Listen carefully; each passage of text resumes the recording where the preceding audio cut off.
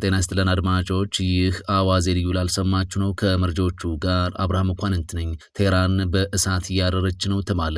የእስራኤል አየር ኃይል በኢራን ዋና መዲና ላይ መጠነ ሰፊ ጥቃት መሰንዘሩ ተሰምቷል። እስራኤል በደቡብ ሊባኖሱ ጥቃት የሄዝቦላህ አባላትን መግደሏን ገለጸች። የኢራን የውጭ ጉዳይ ሚኒስትር ለትራምፕ ማስጠንቀቂያ ምላሽ ሰጥቷል። ለሆርሙዝ ባህረ ሰላጤ መገታት አሜሪካን ተጠያቂ አድርጓል። ኢራቅ በክልላዊ ቀውሱ ዙሪያ አዲስ የአረብ ሀገራት ሚኒስትሮች ስብሰባ ለማካሄድ ዝግጅት እያደረገች መሆኗ ተሰምቷል። እነዚህንና ሌሎች ጉዳዮችን በዝርዝር እናስደምጣችኋለን። አብራችሁን ቆዩ። በ5.5 ሚሊዮን ብር ጠቅላላ ክፍያ አፍሪካ ህብረት ፊት ለፊት ላይ ቡልጋሪያ ሳይታችን ላይ ባለ 1 መኝታ 69 ካሬ እየሸጥን ነው ብንል ማን ያምናል? እንዲሁም ባለ 2 መኝታ ከ82 ካሬ ጀምሮ በ6.6 ሚሊዮን ብር ጠቅላላ ክፍያ፣ ባለ 3 መኝታ 126 ካሬ ጀምሮ በ10.1 ሚሊዮን ብር ጠቅላላ ክፍያ ወደ እናንተ ይዘንላችሁ መተላል። ታዲያ እነዚህ ቤቶች ሙሉ ለሙሉ 30% እውነተኛ ቅናሽ ተደርጎባቸው ነው። አሊያም በ20% ቅድመ ክፍያ ከፍላችሁ ቀሪውን በ3 ዓመት በግንባታ ሂደት ቀስ እያላችሁ መክፈል የምትችሉበት አማራጭ ተመቻችቶላችኋል። ልብ ይበሉ፣ እነዚህ ቤቶች ላይ በቀሪ ክፍያዎች ላይ ምንም አይነት የዋጋ እንዲሁም ደግሞ የዶላር ግሽበት እናንተን አይመለከትም። እንዲሁም በ900 ሺህ ብር ቅድመ ክፍያ የንግድ ሱቆችን እዛው ቡልጋሪያ ሳይት ላይ በ2 ዓመት መረከብ የሚችሉበት አማራጭ አመቻችተንላችኋል። ታዲያ የሳይት እንዲሁም የቢሮ ቀጠሮ ለማስያዝ ከስር በምናስቀምጥላችሁ ስልክ ቁጥር ደውላችሁ ማግኘት ትችላላችሁ። ቴምር ፕሮፐርቲስ። ቴህራን በእሳት እያረረች ነው ተባለ። የእስራኤል አየር ኃይል በኢራን ዋና ከተማ ላይ መጠነ ሰፊ ጥቃት ሰንዝሯል። በመካከለኛው ምስራቅ ያለው ውጥረት ከፍተኛ ደረጃ ላይ በደረሰበት በዚህ ሰዓት የኢራን ዋና ከተማ ቴህራን በከባድ የአየር ድብደባ እየተናወጠች መሆኑ ተዘግቧል። የፕሬዝዳንት ዶናልድ ትራምፕ የ48 ሰዓታት የጊዜ ገደብ ሊያበቃ ጥቂት ሰዓታት ሲቀሩት ከተማዋ በጭስና በእሳት ተውጣለችም ተብሏል። ጥቃቱ በዋናነት የገዢውን ስርዓት የጀርባ አጥንት የሆኑትን የሪፐብሊካን ጋርድ የጸጥታ መዋቅሮችንና ስልታዊ ወታደራዊ ማዕከላትን ኢላማ ያደረገ ነው ተብሏል። ከቴህራን እየወጡ ያሉ ምስሎችና ቪዲዮዎች እንደሚያመላክቱት ከሆነ በከተማዋ ሰማይ ላይ ግዙፍ የፍንዳታ ብርሃንና የጭስ ደመናዎች እየታዩ ይገኛሉ። ፕሬዝዳንት ዶናልድ ትራምፕ የሆርሙዝ ወሽመጥ በአስቸኳይ ካልተከፈተ የኢራን የኃይል ማመንጫዎችን አወድማለሁ በማለት የሰጡት የ48 ሰዓታት የጊዜ ገደብ ሊጠናቀቅ አሁን ተቃርቧል። ይህ አሁን የተሰነዘረው የእስራኤል የአየር ጥቃት የትራምፕ ማስጠንቀቂያ ወደ ተግባር ከመቀየሩና የኢራን የኤሌክትሪክ መዋቅር ከመመታቱ በፊት የተሰነዘረ ቅድመ ማስጠንቀቂያ ጥቃት እንደሆነም ተገምቷል። ኢራን የሆርሙዝ ወሽመጥን መዝጋቷንና በእስራኤል ላይ የሚሳኤል ድብደባ መክፈቷን ተከትሎ አሁን ዋጋ እየከፈለች ነው ተብሏል። ቴህራን ወደ ጨለማ ከመግባቷ በፊት የኢራን መሪዎች የሚከተሉትን አማራጮች ለመውሰድ ይገደዱ ይሆናል ተብሎም እየተጠበቀ ነው። የመጀመሪያው ወሽመጡን በአስቸኳይ መክፈት፣ ጥቃቱን ማቆም ወይም ዓለምን ወደማይመለስ ታላቅ ጦርነት ውስጥ የሚከት አጸፋዊ እርምጃ በመውሰድ መቀጠል የሚሉ ትንተናዎች አሁን እየተደመጡ ነው።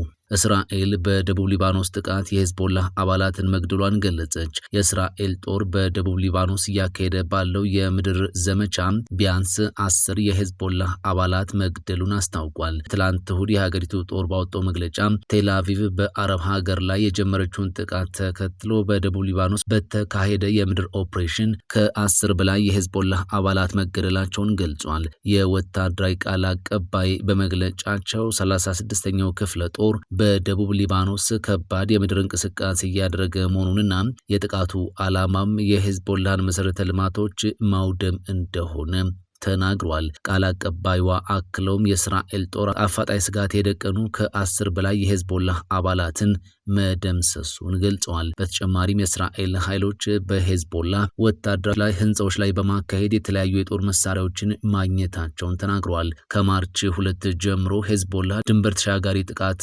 ካደረሰ በኋላ የእስራኤል ጦር ሊባኖስን በአየር ድብደባ ሲደበድብና በደቡብ ሊባኖስም የምድር ጥቃት ሲያካሄድ ቆይቷል። ባለፈው ሳምንት የዲዮት አህሮኖት የተሰኘው ጋዜጣ እንደዘገበው የእስራኤል ጦር በአሁኑ ወቅት በሊባኖስ ግዛት ውስጥ ከ7 እስከ 9 ኪሎ ሜትር ዘልቆ በመግባት ላይ ይገኛል። እንደ ሊባኖስ ባለስልጣናት መረጃ ከሆነ ከመጋቢት 2 ጀምሮ በእስራኤል ጥቃት ቢያንስ 1024 ሰዎች ሲገደሉ 2740 የሚሆኑት ደግሞ ቆስለዋል። የአሁኑ ውጥረት የተባባሰው ከየካቲት 28 ጀምሮ ከ1500 በላይ ሰዎችን ለህልፈት የዳረገውን የአሜሪካና የእስራኤል ጥምር ጥቃት በኢራን ላይ መሰንዘሩን ተከትሎ ነው። ቴህራን በበኩሏ የአሜሪካ ወታደራዊ ንብረቶችን እየመታው ነው በማለት እስራኤልን፣ ዮርዳኖስን፣ ኢራቅንና የባህረ ሰላጤው ሀገራትን ኢላማ ያደረገ የሰው አልባ አውሮፕላንና የሚሳኤል ጥቃት በመሰንዘር የአጸፋ እርምጃ በመውሰድ ቀጥላለች። ኢራቅ በክልላዊ ቀውስ ዙሪያ አዲስ የአረብ ሀገራት ሚኒስትሮች ስብሰባ ለማካሄድ ዝግጅት እያደረገች መሆኑን ገለጸች። ኢራቅ እየተባባሰ የመጣውን የክልሉን የደህንነት ሁኔታ ለመወያየት አዲስ የአረብ ሊግ የውጭ ጉዳይ ሚኒስትሮች የበይነ መረብ ስብሰባ ለማካሄድ ዝግጅት እየተደረገ መሆኑን አስታውቃለች። የኢራቅ የውጭ ጉዳይ ሚኒስቴር እንዳመላከተው ለአዲሱ ስብሰባ የታቀዱ እቅዶች ይፋ የተደረጉት የኢራቅ የውጭ ጉዳይ ሚኒስትር ፈአድ ሁሴን ከኦማኑ አቻቸው ባድርና ከግብፁ አቻቸው ባድር አብድላቲ ጋር በስልክ ከተወያዩ በኋላ እንደሆነም ታውቋል። የኢራኑ የውጭ ጉዳይ ሚኒስትር አባስ አራግቺ ለትራምፕ ማስጠንቀቂያ ምላሽ ሰጥቷል። ለሆርሙዝ ወሽመጥ መገታት አሜሪካን ተጠያቂም አድርገዋል። የኢራን የውጭ ጉዳይ ሚኒስትር አባስ አራግቺ በሆርሙዝ ባህረ ሰላጤ የሚደረገው የመርከቦች እንቅስቃሴ መቀነስ ተጠያቂው አሜሪካ የጀመረችው የምርጫ ጦርነት መሆኑን ተናግሯል። ሚኒስትሩ ይህንን ያሉት ፕሬዚዳንት ዶናልድ ትራምፕ እስከ ዛሬ ድረስ ባህረ ሰላጤው ሙሉ በሙሉ ክፍት ካልሆነም የኢራንን የኃይል መሰረተ ልማቶች አወድማለሁ በማለት የሰነዘሩትን ዛቻ ተከትሎ ነው ተብሏል። አራግቺ በማህበራዊ ሚዲያ ገጻቸው ባሰፈሩት መልእክት የኢንሹራንስ ኩባንያዎችና መርከቦች ለማለፍ የሚያመነቱት አሜሪካ በፈጠረችው ስጋት እንጂ ኢራን ባህረ ሰላጤውን በመዝጋቷ አይደለም ብለዋል። ማንም ኢራናዊ በዛቻ አይንበረከክም ያሉት ሚኒስትሩ የአሜሪካ አስተዳደር ከዛቻ ይልቅ አክብሮትን እንዲሞክርም ጥሪ አቅርቧል። ይሁን እንጂ የሀገሪቱ ወታደራዊ አመራሮች የአሜሪካ አጋር የሆኑ መርከቦችን እንደሚመቱ መዛታቸው በቀጠናው ያለውን ዲፕሎማሲያዊ ውጥረት አሳሳቢ አድርጎት አሁንም ቀጥሏል። ኢራን የሆርሙዝ ወሽመጥ ለሁሉም ክፍት ቢሆንም ከጠላት ጋር ግንኙነት ላላቸው መርከቦች ግን ዝግ መሆኑን ገለጸች። የኢራን መገናኛ ብዙሃን ትላንት እሁድ የተባበሩት መንግስታት ድርጅት የባህር ላይ ኤጀንሲ የኢራን ተወካይን በመጥቀስ እንደዘገቡት ከሆነ የሆርሙዝ ወሽመጥ ከኢራን ጠላቶች ጋር ግንኙነት ካላቸው መርከቦች በስተቀር ለሁሉም መርከቦች ክፍት እንደሆነ ይቆያል ብለዋል። የአሊ ሙሳቪ አስተያየት የመጣው ባለፈው አርብ በቻይናው የዜና ወኪል ዥኗ በታተመ ቃለ መጠይቅ ሲሆን ይህም የአሜሪካው ፕሬዝዳንት ዶናልድ ትራምፕ ወሽመጡ በ48 ሰዓታት ውስጥ ሙሉ በሙሉ ክፍት ካልሆነ በኢራን የኃይል ማመንጫ ጣቢያዎች ላይ ጥቃት እሰነዝራለሁ ብለው ከመዛታቸው አስቀድሞ የወጣ ነው። በአሜሪካ እስራኤልና በኢራን መካከል ባለው ጦርነት ወቅት የኢራን ጥቃቶች ሊሰነዘሩ ይችላሉ በሚል ስጋት አብዛኞቹ መርከቦች በዚህ ጠባብ የባህር መስመር እንዳያልፉ አግዷቸዋል። ይህ መስመር የዓለምን 1/3 የነዳጅና የተፈጥሮ ጋዝ አቅርቦት የሚያልፍበት በመሆኑ በዓለም አቀፍ የኃይል አቅርቦት ላይ ከፍተኛ ቀውስ እያስከተለ ቀጥሏል። በተጨማሪም የኢራን በዩናይትድ ኪንግደም አምባሳደር የሆኑት ሙሳቪ ቴህራን የባህር ላይ ደህንነትን ለማሻሻልና በመርከበኞች ላይ የሚደርሰውን አደጋ ለመቀነስ ከዓለም አቀፉ የባህር ላይ ድርጅት ጋር እንደምትሰራም ገልጸዋል። አክለውም የኢራን ጠላቶች ያልሆኑ መርከቦች ከቴህራን ጋር የደህንነትና የጥበቃ ቅንጅቶችን በማድረግ በወሽመጡ ማለፍ እንደሚችሉም ገልጸዋል። ሙሳቪ ለኢራን ቅድሚያ የሚሰጠው ዲፕሎማሲ ነው፣ ሆኖም ጥቃቶች ሙሉ በሙሉ መቆም እንዲሁም የጋራ መተማመንና እምነት ይበልጥ አስፈላጊ ናቸው ካሉ በኋላ እስራኤልና አሜሪካ በኢራን ላይ የፈጸሙት ጥቃት ለአሁኑ የሆርሙዝ ወሽመጥ ሁኔታ ዋነኛው መንስኤ መሆኑንም አብራርተዋል። ኢራናውያን በአሜሪካና እስራኤል ጦርነት ላይ ተቃውሞ ማድረጋቸው ተሰማ።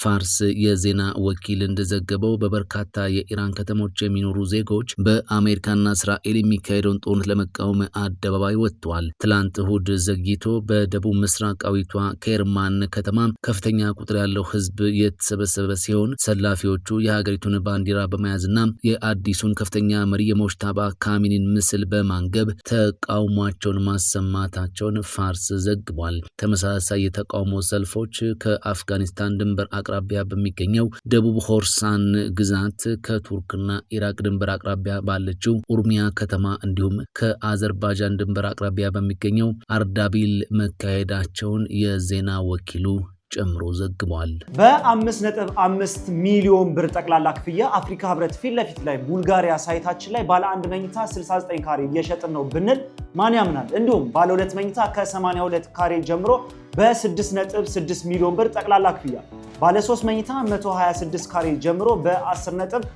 ሚሊዮን ብር ጠቅላላ ክፍያ ወደ እናንተ ይዘንላችሁ መተናል። ታዲያ እነዚህ ቤቶች ሙሉ ለሙሉ 30% እውነተኛ ቅናሽ ተደርጎባቸው ነው አሊያም በ20% ቅድመ ክፍያ ከፍላችሁ ቀሪውን በ3 ዓመት በግንባታ ሂደት ቀስ እያላችሁ መክፈል የምትችሉበት አማራጭ ተመቻችቶላችኋል። ልብ ይበሉ፣ እነዚህ ቤቶች ላይ በቀሪ ክፍያዎች ላይ ምንም አይነት የዋጋ እንዲሁም ደግሞ የዶላር ግሽበት እናንተን አይመለከትም። እንዲሁም በ900 ሺህ ብር ቅድመ ክፍያ የንግድ ሱቆችን እዛው ቡልጋሪያ ሳይት ላይ በ2 ዓመት መረከብ የሚችሉበት አማራጭ አመቻችተንላችኋል። ታዲያ የሳይት እንዲሁም የቢሮ ቀጠሮ ለማስያዝ ከስር በምናስቀምጥላችሁ ስልክ ቁጥር ደውላችሁ ማግኘት ትችላላችሁ። ቴምር ፕሮፐርቲስ ፈጣን ያልተሰሙ መረጃዎችንና ትኩስ የኪነ ጥበብ ዜናዎችን ለማግኘት የቁም ነገር ሚዲያ የዩቲዩብ ቻናልን በመቀላቀል ቤተሰብ የሆኑ ቻናላችንን ሰብስክራይብ ያድርጉ።